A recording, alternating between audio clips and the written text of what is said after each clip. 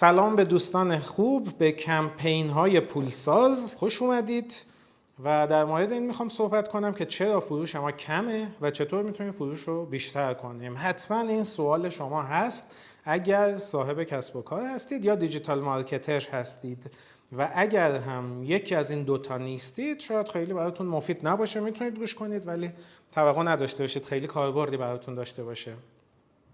و این مشکل همه ماست، فروشمون کمه مگر اینکه کارهای خاصی بکنیم و مهمه که فروشمون رو بیشتر کنیم. خب من میخوام اول توضیح بدم که چرا به صورت خیلی کلی اگه بررسی کنیم چرا فروش خیلی از افراد کمه. اولین مورد اینه که دیده شدن کافی سخت‌تر شده. فرض کنید شما یک محصولی رو میفروشید، یک محصول آموزشی، اصلا هر چیزی از ساختمون میفروشید، خدمات ارائه میدید، آرایشگر هستید. مشکلی که وجود داره اینه که باید کاری کنید که افراد کافی محصولات و خدمات شما رو ببینند، ولی به دو علت معمولاً این موضوع با مشکل مواجه میشه که به اندازه کافی نمیبینن محصولات و خدمات ما رو. یکیش اینه تعداد مخاطبامون کمه. مثلا اگر در اینستاگرام 500 تا فالوور داریم و توقع داریم 1000 تا از یک محصول بفروشیم، خب خیلی کار عملی نیست دیگه، موفق نخواهیم شد. باید تعداد فالوورها رو زیاد کنیم که اینم راه حلش رو خواهم گفت در اسلایدهای بعدی. و یک حالت بدتر هم اینه که ما فالوور زیاد داریم، اعضای سایت خیلی فراوانی داریم، مخاطبانی داریم که اطلاعات تماسشون مثلا موبایلشون رو جمع کردیم، پیامک میفرستیم، ولی حتی اگر پیامی میدیم افراد خیلی کمی میبینن. مثلا فرض کنید شما یک استوری میذارید و 100K فالوور دارید، خیلی خوش شانس باشید شاید 10% این افراد فقط ببینن شما یه محصولی رو دارید میفروشید، پس 90% اصلا نمیبینن که برسه به گام‌های بعد. پس اولین موردی که باید حل کنیم که فروشمون بیشتر بشه دیده شدن کافیه. دومین مورد جلب توجهه. در این دنیای شلوغ خب خیلی ها شاید بیان استوری ما هم ببینن، خیلی ها شاید پیامک تبلیغاتی ما هم دریافت بکنن، ولی این کافی نیست. با دقت خیلی کم این موضوع رو پیگیری میکنن. من خودم دوستانی دارم که سالها دوستان خوب من هستند و فالوور اینستاگرام ما هستند، ایمیل های سایت رو دریافت میکنند و همه این خدمات رو دریافت میکنند، ولی استوری ها هم دیدن. مثلا ما یک دوره داریم در مورد ساخت کمپین، 10 بارم دیدن، ولی الان بپرسین نمیدونن. دیدن ولی جلب توجه برای این افراد کم بوده. با یه استوری دقیقاً توجه نکردن چی میگیم، فقط یه چیزی دیدن و خیلی گذرا گذشتن. و سومین موردم که خیلی سخت‌تر شده متقاعد سازیه. ما الان به راحتی نمیتونیم افراد رو متقاعد کنیم که محصول یا خدمت ما رو بخرند.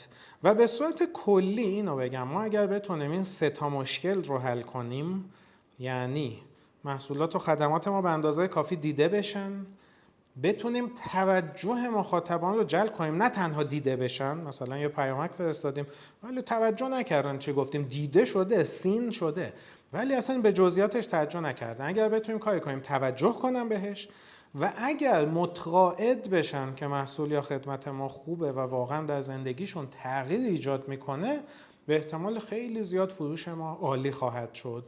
پس من با بررسی‌هایی که انجام دادم کل مشکل در این 3 مورد نهفته. دیده شدن کافی، یعنی افراد کافی ببینن ما رو، جلب توجه بتونیم بکنیم، یعنی نه تنها ببینن، توجه کنن، ببینن چی میگیم در مورد محصولمون، چه توضیحی میدیم، چه مزیتی میگیم، و متقاعد بشن که از ما خرید کنن. و بسیاری از کارهایی که الان انجام میدیم هیچ کدوم از این کارها انجام نمیده. شما 1000 بار بگید ما فروش ویژه داریم و 50% تخفیف داریم، کمکی نمیکنه که افراد متقاعد بشن محصولتون به درد میخوره، چون فقط تخفیفه، چیز خاصی نیست. و من چند روز پیش یک پستی ریلی در اینستاگرام منتشر کردم و خیلی هم کوتاه بود، احتمالا شما هم دیدید. گفتم که کم بودن فروش خب دلایل زیادی داره. شما دلیلش رو بگید، به نظر شما دلیل کم بودن فروش چی میتونه باشه؟ خب مثلا خیلی از دوستان گفتن مشکل قیمته، ما قیمتمون بالاست که کم میخرن. به نظر شما قیمت تو کدوم یکی از این 3 تا گزینه‌ای بود که در اسلاید قبل گفتم؟ بذارید یه بارم برگردم. مشکل دیده شدن کافیه، 1 2 3 بفرسته دیگه، یا 2 جلب توجه، یا 3 متقاعد سازیه. اگر کسی میگه قیمت ما بالاست، حتما مشکل گزینه 3 متقاعد نشده محصول ما به درد میخوره. اگر متقاعد میشد احتمالا خیلی راحت هم میخرید، پولش هم جور میکرد و تمام این مشکلات حل میشد. این مورد دوم رو بگید کدوم یکی از این 3 تاست. باز بذارید برگردیم که یه یادآوری بشه. دیده شدن کافی مشکل، جلب توجه یا متقاعد سازیه. تمایز. میگن محصول ما از بقیه خیلی متمایز نیست. اگر اینطوره به نظر شما مشکل چیه؟ گزینه 1 دیده نشدنه، گزینه 2 که جلب توجه نتونستیم بکنیم، یا گزینه 3 که نتونستیم متقاعدشون کنیم. احتمالا خیلیاتون گزینه 2 رو مینویسید یا گزینه 3 که حالا هر دوش هم درسته. سومین مورد، خیلی‌ها در پاسخ اینستاگرام نوشته بودید که چرا محصول ما رو نمیخرن، فروش ما کمه؟ چون اعتماد سازی نکردیم، اعتماد ندارند به ما. وقتی اعتماد ندارند، گزینه چنده اگه گفتید؟ 3 متقاعد نشدن. آفرین به دوستانی که مینویسن متقاعد نشدن. بعضی از دوستان گفتن مخاطب ما کمه. من تو اینستاگرام کلا 1000 تا فالوور دارم، خب نمیتونم زیاد بفروشم. مشکل کدوم یکی از 3 تا بود؟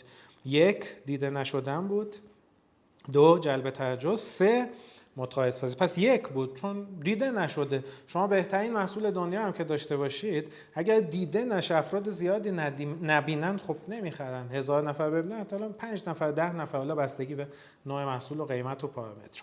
پس به این راحتی نیست. باز برگردیم به اسلاید. پنجمین مورد، خیلی هرس میخوردن که کاهش قدرت خرید مشکل. مردم پول ندارن، مردم دیگه پول مایحتاج خودشون هم ندارن، ولی خب چطور توقع داریم بیان از ما محصول بخرن؟ مشکل مورد 3 هست. ما اگر بتونیم متقاعد سازی خوبی انجام بدیم، احتمالاً این مورد حل میشه. حالا پول هست یا نیست، خب یه بحث، من اصلا نمیخوام واردش بشم و تخصصی هم ندارم در این زمینه، ولی میخوام در این حد بگم چند نفر دیدید که قدرت خریدشون کمه ولی آیفون میخرن؟ قدرت خریدشون کمه ولی بهترین رستوران ها میرن گاهی. پس اگر متقاعد بشن، از همون پول کمشون هم یه بودجه میذارن یا فکری میکنن. و ما امروز خواهیم دید اصلا نباید تلاش کنیم به همه بفروشیم. اگر کسانی پولشون کمه و اصلا مناسب نیست محصول ما و سعی کنیم بهشون بفروشیم، داریم ظلم میکنیم در حقشون. چرا بخرند و ضرر کنند؟ پس اینم اگر متقاعد سازی خوب انجام بشه، کسی به دردش بخوره، میخره محصول ما رو. باز برگردیم به اسلاید. اینجا هم دوستان حالا ایده های خیلی خوب متنوعی مینویسن. ششمین مورد، دوستان نوشته بودن کم بودن فالوور مشکل ما. خب مسلم گزینه 1 که دیده نشدن کافیه. نبودن پول نوشته بودید که باز همونه. من عمدن همین عبارت‌های شما رو نوشتم با اینکه تکراری هست تقریبا با گزینه 5. هفتمین مورد، تبلیغات کم. چرا فروشمون کمه؟ چون تبلیغات کمی داریم یا تبلیغات کمی کردیم. این هم باز موضوع دیده نشدن و همینطور جلب توجه کمه. مورد بعدی تلاش منقطع هست. یعنی خیلی از کارآفرینان، خیلی از دوستان یه روز حالشون خوبه، زیاد کار میکنن، استوری میذارن، ایمیل میفرستن، پیامک، هر چیزی که بلدن. یه هفته حالشون خوب نیست، هیچ عملیات بازاریابی انجام نمیدن. و حتی بعضیا که مدام عملیات بازاریابی انجام میدن، این عملیات بازاریابی اصلا همراستا نیست. یه روز میگن اینو بخرید، 2 روز بعد میگن خب ولش کنید اینو، فعلا اونو بخرید. مثلا 2 تا پرینتره، 2 تا مدل. بعد خب چند نفر پیام میدن، خب چند روز پیش گفتید اینو بخرید، الان میگید اونو بخرید، کدوم بهتره؟ مقایسه کنید و یه دردسر میشه برای خودمون، چون کارهایی که میکنیم در بازاریابی با هم همراستا نیست. خب برگردیم به اسلاید. و دهمین موردم بعضی از دوستان نوشته بودن که هوشمند شدن مشتری. مشتری‌ها هوشمند شدن و دیگه نمیخوان محصولات ما. مشتری‌ها هر چه هوشمندتر بشن، ما نیاز به متقاعد سازی بیشتری داریم. باید بیشتر تلاش کنیم و به راحتی از هر کسی نمیخرن. دقیقاً بررسی میکنن. خب حالا راه حل چیه؟ ما فروشمون کمه. شاید از این 10 تا مورد شما هم بالاخره چند تاشو دارید یا فکر میکنید حداقل مشکلتون قیمته یا تمایز محصوله یا هر چیزی مثل اینه. راه حل چیه؟ ما بالاخره تو این وبینار اومدیم که راه حل دریافت کنیم دیگه. یکی از دوستان گفتن یعنی چیزی خارج از این 3 تا نیست. اصلی ترین این هاست. چرا؟ دلایل دیگه هم هست. محصول ما خیلی بی‌کیفیته. من فرضم در این وبینار اینه که شما محصول یا خدمت به در بخوری دارید، فقط مشکلتون مشکل فروشه که الان می‌خوایم بگیم چطور باید حلش کنیم. راه حل در 2 کلمه برگزاری کمپین هست. اگر بتونیم کمپین های خوبی برگزار کنیم فروش ما بیشتر میشه. حالا کمپین اصلا چی هست؟ چون تو کتاب های درسی و دانشگاهی و مدیریتی و مارکتینگ توضیحات پیچیده و عجیب غریبی وجود داره. تعریف خیلی سادهش اینه: کمپین کارهای فکر شده و متوالیه که معمولا هدف ما از این کمپین ها بازاریابیه دیگه. کمپین های دیگه ای هم هست که در سیاست و مثلا برای محیط زیست و چیزهای دیگه استفاده میشه که خارج از بحث ماست. کمپین کارهای فکر شده و متوالی در بازاریابیه که مخاطب رو در نهایت متقاعد میکنه از ما بخره. و اگر کمپین های خوبی بتونیم برگزار کنیم که هنوز توضیح ندادیم مثلا دقیقاً چیه، این سه تا مشکل هم حل میشه: هم پیام های ما به اندازه کافی دیده میشه، هم جلب توجه میکنه پیام های بازاریابی ما، و هم افراد رو متقاعد میکنه که از ما خرید کنند. خب حالا یکم بیشتر توضیح بدم این تعریف چی بود. کمپین کارهای فکر شده و متوالی در بازاریابیه که مخاطب رو متقاعد میکنه از شما بخره. متوالی خیلی مهمه. یعنی اگر ما یک فروش ویژه میذاریم، امروز استوری میکنیم که فروش ویژه داریم، بیایید محصول ما رو با 60% تخفیف بخرید، این کمپین نیست، چون کارهای متوالی انجام ندادیم که شخص متقاعد بشه. و کارهای فکر شده، این که امروز اتفاقی آخر هفته است، یکی از محصولات و خدماتمون رو فروش ویژه بذاریم، هفته بعد توصیه کنیم یه محصول دیگر رو بخرید باهاش جایزه‌ای میدیم و این کارا، هیچ کدوم از اینا تعریف کمپین نیست. و اگر کمپین برگزار کنیم، یه مثال ساده بزنم، مثلا من میخوام یک گلدونی رو زیاد بفروشم. این گلدون رو مثلا اگر تصویر رو ببینید میخوام خیلی زیاد بفروشم، 10 تا پیام طراحی میکنم، این میشه کمپین. روز اول یه پیام از طریق SMS میفرستم که چطور میتونیم خونه‌مون رو زیباتر کنیم، هیچ اشاره‌ای هم مستقیم به گلدون نمیکنم. 2 روز بعد 3 روز بعد پیامک فرستادم. اگر اطلاعات دیگری از این افراد دارم یا تو همون پیامک اول میگم هر کی اطلاعات بیشتری میخواد مثلا یه کاری بکنه، بیاد ایمیلشو یا دایرکت بده به ما. اگر یه عده دایرکت دادن، خب اطلاعاتش رو داریم، میتونیم 3 روز بعد یه دایرکت بفرستیم، چند تا عکس گل و گیاه بفرستیم که ببینید تو اتاق شما چقدر میتونه زیبا بشه، یا تو محل کار شما یا محل زندگیتون رو زیباتر میکنه. 2-3 روز بعد چند تا نکته میگیم که در خرید گل و گیاه چه فریب‌هایی رو نخورید، دچار چه اشتباهاتی نشید، سرتون رو کلاه بذارن از کجا بخرید.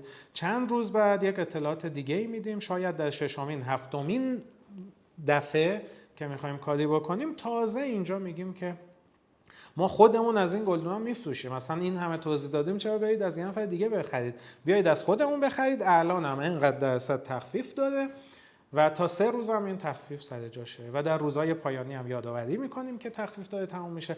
این یه مثال خیلی ساده و ضعیفی از کمپین بود که یه دفعه خیلی از پیجای اینستاگرام، وبسایت‌ها یا هر رسانه‌ای که دارن یا فروشگاه‌ها، فرض کنیم گل فروشیان، آگهی میکنن امروز گل هامون 50% تخفیف. شخص اصلا قانع نشده که باید تو خونش گلدونی داشته باشه، متقاعد نشده، پس کافی نیست که ما یه تخفیف بدیم و توقع داشته باشیم یک اتفاق خیلی خوبی بیفته. پس در واقع کمپین چه کارهایی میکنه؟ باعث میشه که پیام ما دیده بشه و بیشتر دیده بشه، الان توضیح میدم با مثالهایی. جلب توجه کنه، چون طوری پیام رو فکر میکنیم، طراحی میکنیم که به این راحتی شخص نتونه ازش بگذره، و مخاطب رو متقاعد کنه. حالا یک سوال خیلی مهم پیش میاد: متقاعد سازی چیه؟ چطور یک فرد متقاعد میشه یک چیزی رو بخره؟ چطور یک شخص متقاعد میشه اصلا با یه نفر ازدواج کنه؟ چطور شخص متقاعد میشه توی باشگاه ثبت نام کنه و ورزش کنه؟ پاسخ کوتاهش رو در ادامه اسلاید میخوام بهتون بگم. متقاعد سازی در واقع افزایش دادن 2 تا پارامتر در افراده که بنفش رنگ هم نوشته شده: علاقه افراد به اون محصول و شاید خودمون به عنوان فروشنده، و اعتماد افراد.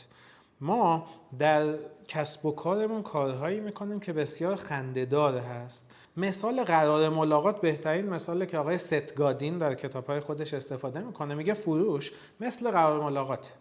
اگر ما اولین باری که یک فردی رو میبینیم خیلی جسورانه بریم نزدیک بگیم ببخشید میشه با من ازدواج کنید، احتمالاً حدس میزنید که نتیجه خیلی خوبی نخواهیم گرفت. اگر حالا نتایج بدتری نگیریم حداقل این اتفاق نمیافته. چرا؟ چون برای ازدواج هم ما باید وارد یک کمپین بشیم با فرد و چند مرحله باشه و مسلما اولین مرحله نمیتونه این باشه که بیایید از من بخرید تو کسب و کار یا بیایید با من ازدواج کنید تو زندگی قرار ملاقات و این موارد. خب ما همین اشتباه رو در کسب و کار انجام میدیم دیگه. به افرادی که اصلا ما رو نمیشناسن، اعتمادی ندارن، حالا فالوور ما هستن، حالا اتفاقی تو سایت ما ایمیلش رو به ما دادن، اتفاقی حضوری اومدن تو فروشگاه ما و اطلاعات تماسش رو گرفت، میگیم یه دفعه بیایید محصول ما رو بخرید، حالا تخفیف هم میدیم. این کار فاجعه است. چرا فاجعه است؟ دقیقاً مثل اینه که به یه نفر بگیم اصلا نمیشناسه ما رو، بریم نزدیک بگیم بیایید با من ازدواج کنید، من قول میدم 50% مهریه رو تخفیف بدم، نصف مهریه رو بگیرم. الان مشکل اون قیمت و مهریه و 50% نیست، مشکل اینه که اصلا اعتماد و علاقه ای به ما نداره که بریم تو گام بعدی.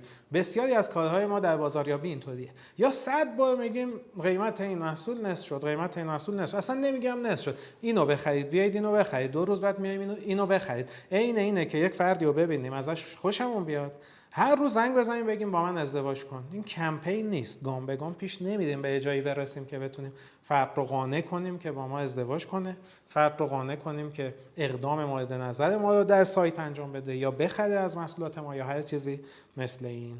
خب برگردیم به اسلاید. حالا روش صحیح فروش چطوریه؟ با این توضیحاتی که دادم تو این نمودار میتونیم ببینیم 2 تا پارامتر میبینیم، یکیش علاقه و اعتماده و یکیش زمانه. اینجا زمان رو بذارید مشخص کنم، این زمانه محور افقی و اینم علاقه و اعتماده. ما با کمپین به مرور در زمان پیش میریم و علاقه و اعتماد افراد رو به خودمون و محصولاتمون زیاد میکنیم، همینطور پیش میریم تا به جایی میرسیم که الان تازه مناسبه که به افراد بگیم بیایید محصول ما رو بخرید. پس پیشنهاد خرید شاید 6th، 7th، 10مین گام ما در کمپین هست.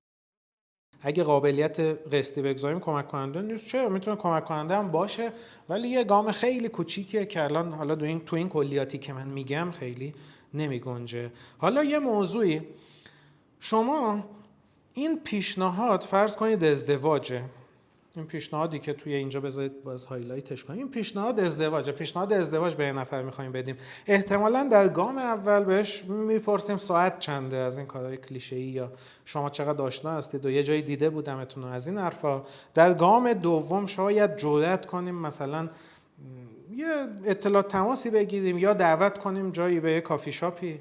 در گام سوم شاید باز بگیم مناسب هست اصلا با دوستم و شما هم با دوستتون مثلا 4 نفری بریم یه سینمایی جایی. در گام بعدی این ارتباطات همجور پیش میره و به یه جایی میرسه که ما تازه حق داریم پیشنهاد بدیم. به عبارت دیگه ما حق داریم پیشنهاد ازدواج بدیم یا به شخص بگیم بخره، یا شخص آمادگی داره که از ما بخره. اگر این اتفاق نیفته فاجعه پیش میاد. چطور اندازه بگیریم که میزان علاقه ایجاد شده؟ حالا امروز خیلی مفصل نمیتونم صحبت کنم، ولی خلاصش اینه که اگر شخص حاضر میشه به گام بعدی بره، علاقه و اعتماد ایجاد شده دیگه. شما میخواید با یه خانومی ازدواج کنید، اولین بار مثلا میگید اسمتون میشه بگید، میگه، بعد زنگ میزنید میگه میشه بیایید کافی شاپ، اگه گفت میام پس علاقه و اعتمادش یه مقدار در حد کافی شاپ رفتن در یک مکان عمومی نسبت به شما بیشتر شده. هرچه افراد گام‌های بیشتری با ما پیش بیان، ناخودآگاه نشون میدن که علاقه و اعتمادشون نسبت به ما بیشتر شده. و در مورد همین کمپینی که ما خودمون برای دوره ساخت کمپین برگزار کردیم، اگر از یکم صبر کنید توضیحاتی خواهم داد و کارهای متنوعی انجام دادیم که خیلی از شما مسلماً در جریان نیستید. خب برگردیم به اسلاید. حالا چرا خیلی خب فکر میکنن حداقل که کمپین برگزار میکنند، حداقل خودشون اینطور فکر کنن، ولی نتیجه‌ای نمیگیرن. چند تا نکته خیلی مهم، از رسانه‌های کم استفاده میکنن. اگر کل یک کمپین در اینستاگرام برگزار بشه خیلی توقع نداشته باشید که دیده بشه، جلب توجه کنه و متقاعد کنه افراد رو. میتونیم در اینستاگرام یه استوری بذاریم بگیم بیایید تو سایتتون مثلا شماره موبایلتون رو بدید، بعد یه SMS بفرستیم، گام بعدی بگیم آدرستون رو بدید، میخوایم یه نامه بفرستیم. از رسانه‌های متنوعی باید استفاده کنیم برای بیشتر دیده شدن، جلب توجه بیشتر و همینطور به اصطلاح متقاعد سازی. دوستان بذارید یه موضوع همینجا نشون بدم که شما در جریان نیستید. ما برای مشتریان خاصمون برای همین دوره کمپین نامه‌هایی فرستادیم که اینجا یک متن نامه‌ای وجود داره که خودم نوشتم و حتی امضا کردم، اسم شخص رو اینجا نوشتم و در پاکت‌های خاصی گذاشتیم که توش یک لایه مشکی داره که برای مدارک خیلی خاص و ارزشمند استفاده میشه که از بیرون دیده نشه. با خودکار عمدن نام فرستنده و نام گیرنده نوشتیم روش و اینو برای افراد خاصی که خیلی مشتری خوب ما هستن ولی پرمشغله هستن، اصلا نه اینستاگرام ما رو ماهی یه بار چک میکنن، نه اگر اسمسی بفرستیم توجه میکنند، ولی وقتی یه نامه فرستادیم و شخص میبینه یه نامه از ژان بوغوسیان، هیچی هم نیست، شرکتی هم نیست، لوگو هم نداره روش، هیچ چیز خاصی نداره، باز میکنه. اینجا هم از اول تبلیغ نکردم، اومدم یه متن خیلی فکر شده نوشتم که نوشتم آقای فلانی سلام، مدتی فروش‌های ویژه جواب نمیده، من یه مشکلی برام پیش اومد، خودم اینطوری حل کردم، گام به گام توضیح دادم و در پایان پیشنهاد دادم که 2 تا پیشنهاد دادم براتون.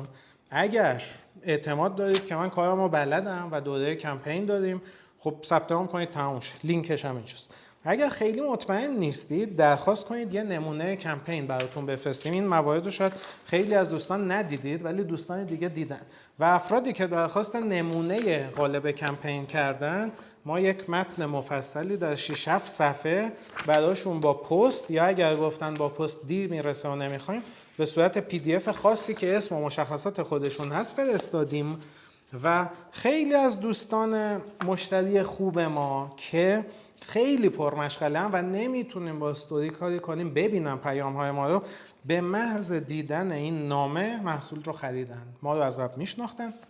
یکی از این دوستان رو زنگ زدیم و گفتیم یه نامه فرستادیم، لطفاً می‌خوایم ببینیم رسیده یا نه. گفت نه رسیده و همکارم بهشون گفته بود این رسیده، ما تو پست چک کردیم تحویل داده شده. این فرد گفت پس شاید توی صندوق پستی من پایینه، من الان میرم خبر میدم. ایشون رفته پایین، این نامه رو برداشته خونده، خیلی کاستومایز شده و سفارشی در مورد خود شخصه، یعنی برخی عبارت‌ها عوض شده تو هر نامه و شخص 5 دقیقه بعد تو سایت ثبت نام کرد بدون اینکه مراحل طولانی و عجیب غریبی انجام بدیم. این گام اول یک کمپین بود. در گام اول یک کمپین افراد بسیار کمی می‌خرن. در گام دوم پیشنهاد میدن اطلاعات بیشتر می‌خوایم، اینو فرستادیم براشون. در گام سوم پرسیدیم آیا این مفید بود، گام چهارم یک کار دیگه بود و این کمپین فکر کنم 9 مرحله بود که در پایان یک عده زیادی بالاخره قانع میشن و میخرن. دوستانی که میگید خودتون کمپین برگزار نکردید، این یه نمونه بود. خیلی کارهای بیشتری کردیم، کویز آنلاینی ساختیم، به افرادی که حاضر شدن اطلاعات تماسش رو به ما بدن پیامک زدیم، گفتیم برید یک کویزی شرکت کنید ببینید اصلا دوره کمپین به درد شما میخوره یا نه و خیلی کارهای دیگه که الان جاش نیست اینجا. نکته‌ای که میخوام بگم از رسانه‌های زیادی باید استفاده کنیم. شاید بعضی قسمت‌ها نامه باشه، آفلاین باشه، پیامک باشه، ایمیل باشه، استوری باشه و ترکیبی از اینها. رو یک رسانه به هیچ وجه خیلی اعتماد نکنید که زیاد دیده بشه، جلب توجه کنه و نتیجه‌ای بگیرید. برگردیم به اسلاید. تعداد مراحل اغلب کمپین‌ها کمه. ما میگیم 2 روز فروش ویژه داریم، فردا میگیم 1 روز مونده فروش ویژه تموم بشه، پس فردا میگیم فروش ویژه داره تموم میشه بیایید بخرید. 3 مرحله است که کمه برای اغلب خریدها و فاجعه تر از اون اینه که این 3 مرحله نه تنها کمه بلکه تکرار همون حرفه. مثل اینه که هر روز به یه نفر بگیم بیا با من ازدواج کن، اصلا سعی نکردیم اعتمادش رو بیشتر کنیم یا علاقه‌ش رو بیشتر کنیم. و اینم سومین اشتباه رایجه که ما تکرار میکنیم پیام هامون رو بدون متقاعد سازی. میگیم این ماوس رو بیایید بخرید، خب و بعد شخص نمیخره. فردا میگیم چرا نخریدید؟ آیا نمیخواهید یک ماوس با قیمت مناسب بگیرید؟ پس فردا باز همین رو میگیم. یه پیامه، تنوعی نداره. شخص یه بار که خوند دفعه دوم دیگه توجه نمیکنه. ولی اگر خیلی هوشمندانه تر کار میکردیم، من خودم بودم و ماوس میفروختم، اولین گام این بود میگفتم من چند تا ماوس خوب خریدم خودم یا فروشنده ماوس چند تا ماوس خوب از خودمو میخوام به هر کدوم یه ضربه چکش بزنم تو یک لایوی ببینم کدوم میشکنه کدوم نمیشکنه و تستای عجیب غریبی انجام میدادم. این ببینید جلب توجه میکنه، انگیزاننده است تا اینکه ماوس که اصلا نمیدونیم چیه خوبه یا بده 50% تخفیف، فردا بگیم چرا نمیخرید و فروش ویژه تموم شد. خیلی تفاوت است بین این 2 تا روشی که میگم، یکیش با کمپینه، یکیش روش کلیشه‌ای اکثر کسب و کار است. بریم رو اسلاید و چهارمین اشتباه رایج اینه که ما فقط از رسانه‌های آنلاین استفاده کنیم. یک توهمه که دنیا رو دیجیتال مارکتینگ گرفته و هیچ کسی دیگه به رسانه‌های آفلاین توجه نمی‌کنه. ما بیشترین نرخ تبدیل رو، یک عددی که بیشتر از 50% با ارسال نامه داشتیم. مسلماً ارسال نامه پرهزینه است، پاکت شاید چند هزار تومان باشه، یه نامه خیلی سبک با پست پیشتاز شاید 20 هزار تومان هزینه ارسالش باشه و دردسرهایی داره، گاهی نمیرسه، ولی همین فرایند یک بازگشت سرمایه‌ای داره، شاید 100 برابر به ازای نامه و هزینه هایی که میکنید. پس فریب این موضوع نخوریم که فقط از رسانه‌های آنلاین استفاده کنیم. برگردیم به اسلاید. من خودم اصلا کارم دیجیتال مارکتینگه و رسانه‌های آنلاین، ولی از رسانه‌های آفلاین در کنارش وقتی استفاده میکنیم بازده خیلی بهتری میگیریم. و فاجعه ترین کار که در صحبت‌های قبلیم هم گفتم اینه که تخفیف میدیم بدون متقاعد سازی. شخص اصلا مشکلش قیمت نیست، ولی میگیم محصول ما 50% تخفیف داره، چرا نمیخرید؟ شخص اصلا قانع نشده که محصول شما رو بخرید. دقیقاً مثل همین مثالیه که گفتم. به شخص میگیم با من ازدواج کن، من قول میدم نیمی از مهریت رو نگیرم، مثلا مهریه نخوام. این کافی نیست که تخفیف میدیم، مثلا شخص باید علاقه و اعتمادش به ما انقدر زیاد بشه که این پارامتر تخفیف هم یه انگیزاننده جانبی باشه، نه انگیزاننده اصلی خرید. کسانی که اصلا ما رو نمیشناسن، ما خودمون داریم از این مشتری‌ها و اتفاقی از یه جای اینستاگرامی سرچ گوگل میان از ما محصول گرونی میخرن، معمولا خیلی ناراضی تر از دیگرانن. مثل همینه که یه دفعه یه نفر رو دیدم باهاش ازدواج کردم، بعد میبینن خیلی هم مورد نظرشون نبود، با کمپین نخریدن محصولات ما، کم کم آشنا نشدن. خب برگردیم به اسلاید و چند تا دیدگاه اشتباه مهم میخوام بگم که اغلب افراد نسبت به کمپین ها دارند، همین باعث میشه نرن سراغ کمپین ها. اولی اینه که برای برگزاری کمپین باید مخاطبان زیادی داشته باشیم. مثلا شخص میگه من فالوورام 5K هم نیست، دیگه چطور کمپین برگزار کنم، به چه دردی میخوره؟ شما کافی از اون 5000 نفر روی 200 نفری که واقعا علاقمندن کار کنید و شاید بتونید 50 تا فروش ایجاد کنید. حالا این مثالی که گفتم اگه محصول ما خیلی ارزون و معمولیه، خیلی هم ذوق زده کننده نیست، ولی فرض کنید لپتاپ میفروشیم، تو یک پیجی با 5K فالوور بتونیم 50 تا لپتاپ بفروشیم، خیلی هنر کردیم. و اگر محصولاتمون ارزون تره، با کمپین های حرفه‌ای میتونیم خیلی بیشتر بفروشیم. پس برگردیم به اسلاید. لزومی نداره مخاطبان زیادی داشته باشیم تا کمپین برگزار کنیم. البته که هرچه مخاطبانمون بیشتر باشن بهتر، چون تعداد فروش‌ها تو کمپین بیشتر خواهد بود.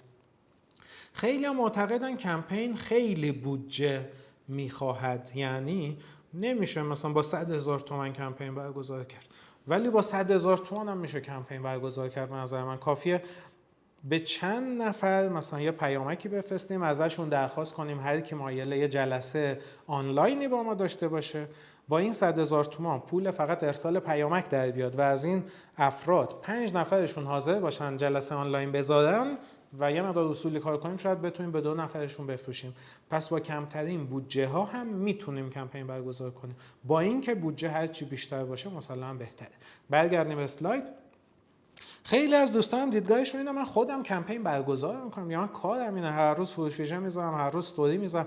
اینا اسمش کمپین نیست. اگر از اول وبینار همراه بودید و گوش کردید مطمئنا میدونید چی میگم، چون علاقه و اعتماد افراد رو به تدریج بیشتر نمیکنه یک تخفیف یا یک جایزه یا یک فروش ویژه.